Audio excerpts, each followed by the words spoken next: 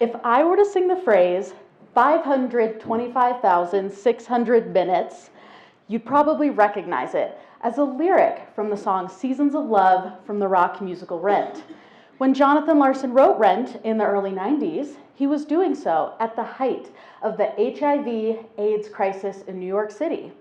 Larson's goal was to write a show that depicted the humanity of his friends and change the stigma that an audience attached to HIV/AIDS as a deadly lifestyle disease.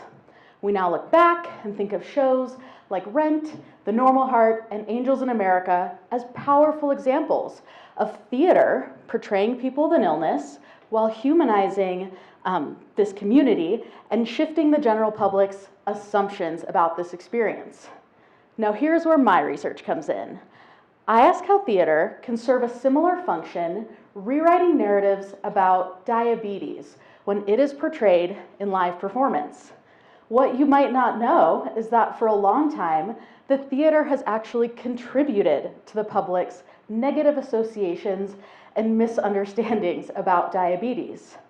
My work looks at this occurrence from small lines in a play, like "You and your donuts and your diabetes," to another play I analyze that depicts a character with type 2 diabetes as so desperate for something sweet that he finds himself in the kitchen shoveling granulated sugar into his mouth. Often with type 1 diabetes, we'll get a Jekyll and Hyde characterization, where the diabetes is suddenly revealed and leads to a character's death. It's a plot device that I, as a person with type 1 diabetes, do not love.